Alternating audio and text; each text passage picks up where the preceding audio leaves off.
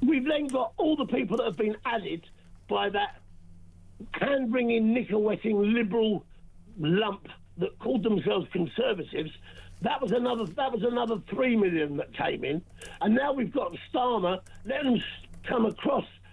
Worse still, coming across on these dinghies, unvetted, unknown where they come from, fighting age males.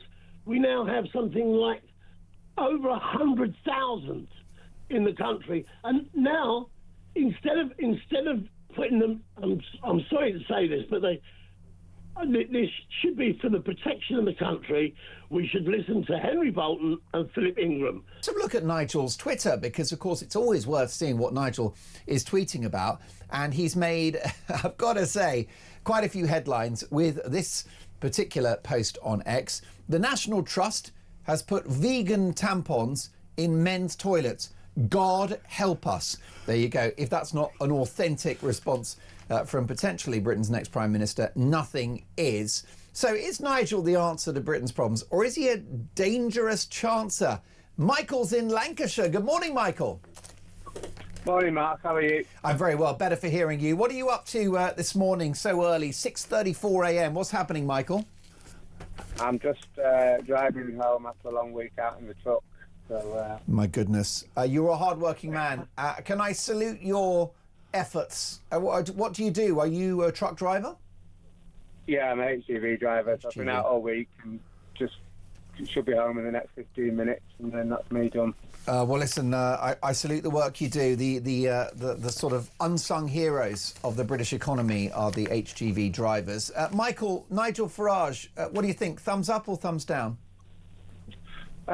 So just with what you were saying regarding the orator that he is, and should he be refined or not, I think the reason Nigel is so popular and so supported is because he isn't refined. He speaks, to me, he speaks from the heart, and he means what he says, and he says what he means.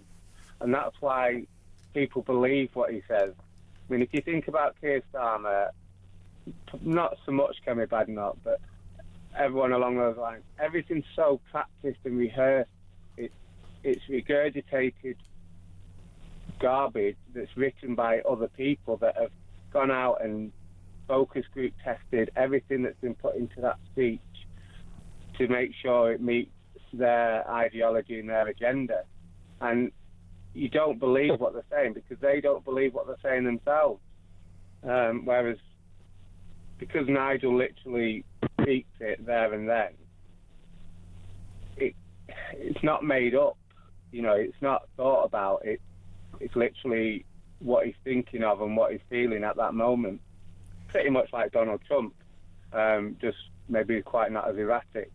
But, you know, they say what they want to say because that's what they genuinely believe. And that's why I would only ever vote for Reform and Nigel Farage, regardless of what Conservatives come out with now. So, Michael, you would say to Nigel, don't change a thing, actually. You're a natural, authentic politician. You can be a little messy, a bit off message, and that actually just adds to the charm, adds to the attraction. Absolutely, yeah. I mean, it's just normal, isn't it? I mean, none of us are perfect at anything and everything. And, you know, you don't want that fake perfection. You just want natural and real, you know.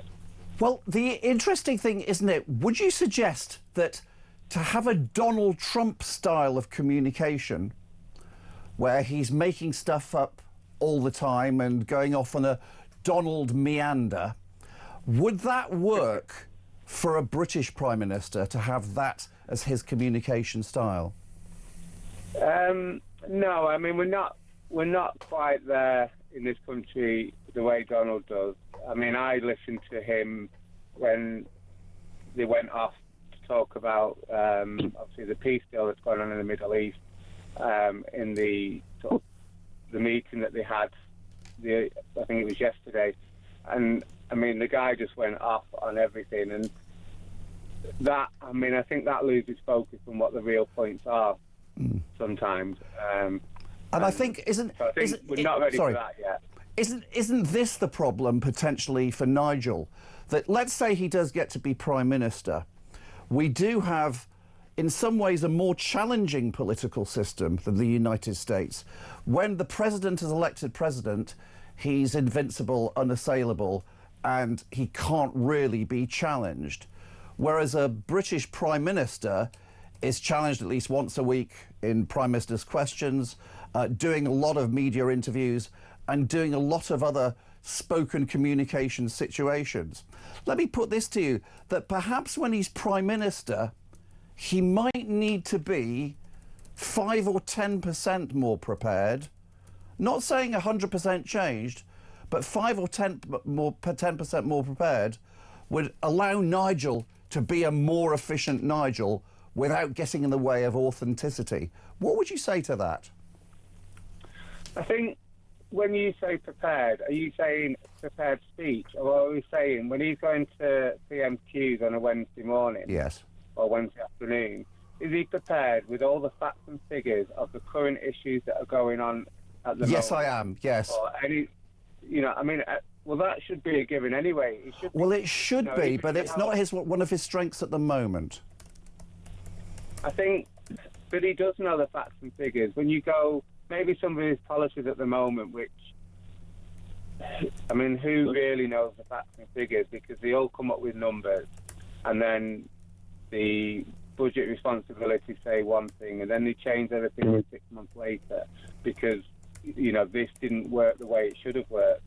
So everything is a guesstimate anyway, to a certain extent. It is, but they say, for instance, on a flagship policy like the immigration policy, which, after all, is the very front line of the battle line that Reform has drawn, shouldn't he know the numbers really well on that particular issue? Yes. I mean, what are we talking, because obviously I listen to a lot of that, are we talking about the financial numbers in regards to what the policy would say? Because I know, obviously, it's a very contested figure that. I know there was one figure put out which Nigel and the Reform Party used, and then there's another figure put out that's been revised because the OBR changed their stance on something. And then there's obviously the other figure put out by all the other parties just to diminish everything that's been said. Well, so I absolutely get what you're saying there, that numbers aren't as precise as perhaps we would like them to be. But have you noticed that sometimes under pressure, Nigel has this habit, that when he's pressured on something, instead of actually thinking of a reasoned answer, he occasionally comes up with, I've no idea. And that's his way of dismissing it. Have you ever noticed that? Yeah. And I have. And I would suspect that's probably for, if he was Prime Minister, for him to be keeping saying, I've no idea, wouldn't quite be good enough. Isn't that a fair point? Yeah, no, I would. If the thing is, if you are Prime Minister, you don't have the luxury of saying, I don't know the answer to that. Because you should know the answer to that as somebody in the highest position and power, in this land. You're in danger of violently agreeing with each other. You should really be in a position of absolute knowledge. I think so. But none of them really are. I mean, let's take a look at PMQs at the moment. I mean, is there really any point to PMQs? Well, can I reveal this to you from a place of some inside knowledge? Prime Ministers in the past sometimes spend half a day, sometimes a whole day and a half preparing for Prime Minister's questions to make sure that they get things as efficiently correct as possible. Do you think Nigel would ever do that?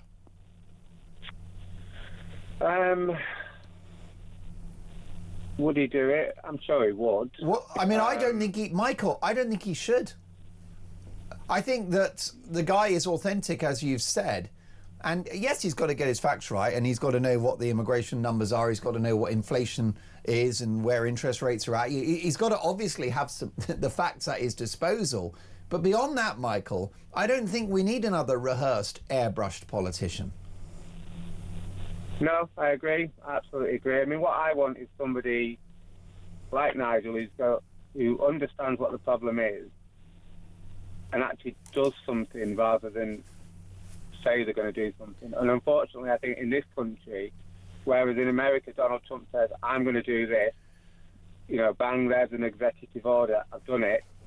We can't do that in this country. And that's why we'll always struggle. Michael, before you go, I think it's likely that Nigel Farage will win the next election.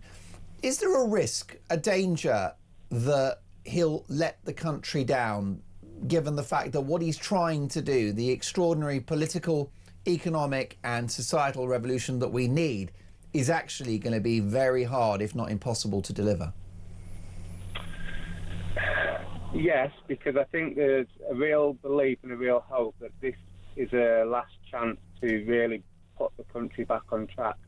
Now, for me personally, the only way that Nigel and Reform can come in and make everything happen is if prior to the elections and prior to him winning, is that him and the team have absolutely every legal angle covered. Yeah. That they can walk into Downing Street, walk into Parliament on the Monday morning after the election, lay a massive blanket of policy on the table that is absolutely to the letter covering every angle that can, you know, prevent the courts blocking what they want to do, and get that passed through within the first week or two, so then the policies that they want to implement will sail through because the courts won't be able to stop it.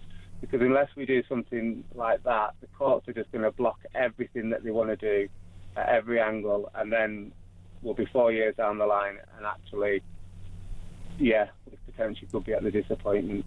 Michael, I really enjoyed your company this morning. Have a well-deserved break this weekend and we'll catch up soon. Michael in Lancashire there, 0344 499 1000. Good morning, Mark. Steve from Middlesbrough here. Just started listening. Seems that your guest is clutching at straws. Nigel cannot do any worse than what we've already got. How about this from Kev in Shropshire? Good morning, Mark. Tell your guest Your guest is expecting Farage to be a Prime Minister for 3 or 4 years from an election. What he needs to show now is a vision for the UK. When he's in Downing Street, he'll have the civil service providing the data. We want a vision, and a better vision than Starmer's Blair New Labour globalism.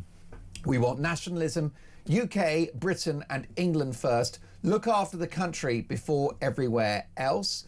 How about this from Jen? Good morning, Mark. Just wondering if we can look forward to your... am I doing weekend breakfast regularly? Well, I'm definitely in for the next couple of weeks, Jen. So thank you for that. She said, love your shows, especially the Dolan Dispatch. Farage and Trump are the West's barrier to the Marxist ambitions of the fanatical left, says Mick. Lies and control in the UK. Biden's phone tapping and lies in the USA. France and Germany destroyed. Mass Antifa protesters are destroying our police and judicial system. Farage is the antidote. How about this? With so many messages coming in. Jane says, good morning, Mark. Nigel Farage is the only person to lead the country now after all the other two are finished. I mean, Starmer, nothing but a boring blob. Totally agree with your last caller, Michael. Is Nigel Farage the future for Britain, the answer to our problems, or a dangerous chancer? This is an unnamed texter who says, Mark, I live in York. Our MP lost the whip. She's so wishy-washy. Doesn't represent the people of York. The whole immigration issue is real, and she isn't showing what the people of York are thinking. We want no migrants living here. Nicola in Norfolk. Mark, with the greatest respect to your guest, it's his profession which is the cause of people's frustration with modern politicians who are trained to the hilt not to answer questions, but to keep hammering home the point that they want to make. More authenticity is required, not media-trained identikit politicians.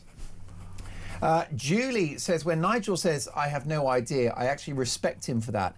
Instead of just sucking an answer out of his thumb to answer the question. I trust him more for saying, I don't know the answer to that. Why do you keep running Nigel down? How about this? There's strong feelings about this. Els Bells. Good morning, Els Bells. Good morning, Mark. She says, the reason Nigel is a true leader is because he's not rehearsing everything he says. He speaks truth to power. Graham Davies, you are talking utter rubbish. We're sick of the BS rehearsed stuff. Fall in line, Tosh. We want truth, honesty and hard facts. Clearly, Graham Davies just wants to continue with the status quo that got this country into the mess it is now. Move on, man. We are done with it. Mark, that geezer you've got sat with you needs to go. He's boring your listeners. Colin, get this Michael off. Oh, well, that's a support for you. Let's hear the thoughts of Big Chris in Epsom. Top of the morning, Chris. Welcome to Talk Breakfast. Morning, Mark. Nice to talk to you again. Lovely to have you back on. Has Graham lost the plot here? Because many of my viewers and listeners are furious with his remarks about Farage.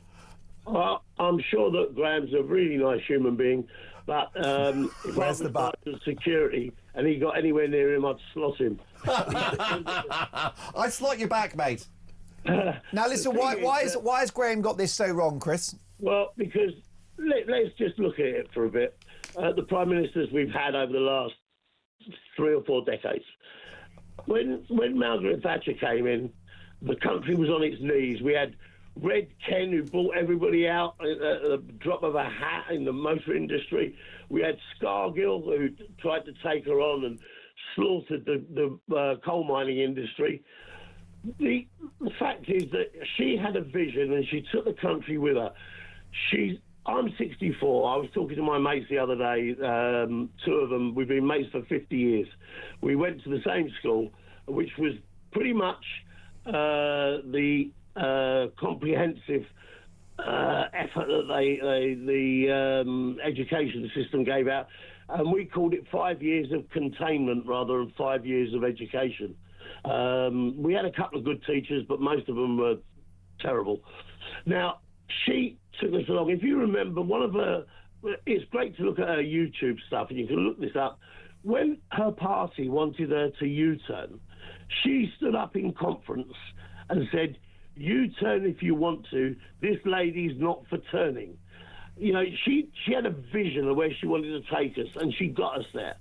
Then Blair, he was another one that he was a conviction politician like Thatcher, but he had a hidden agenda.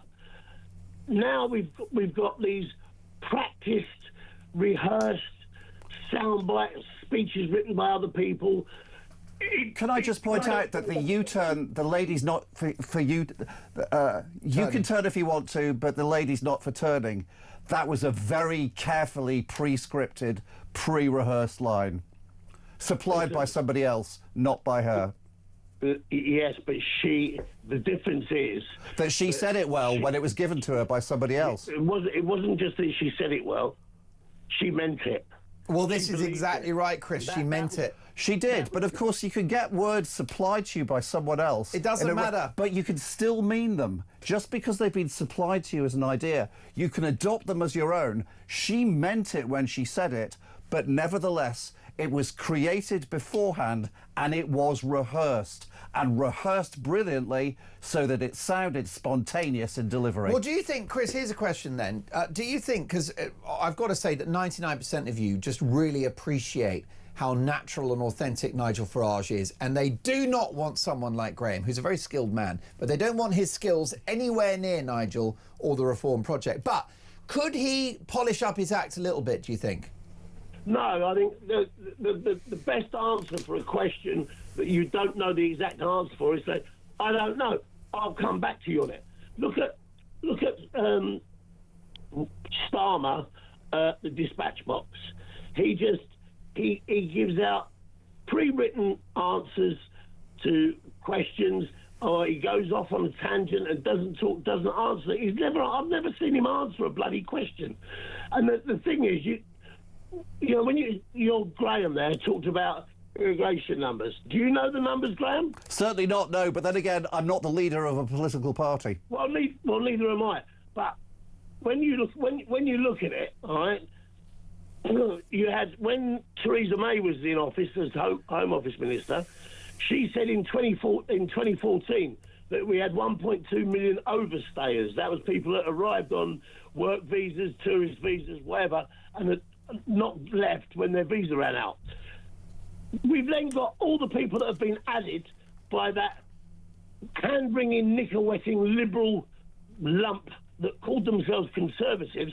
That was another 3 million that came in, and now we've got Starmer letting them come across. Worse still, coming across on these dinghies, unvetted, unknown where they come from, fighting age males.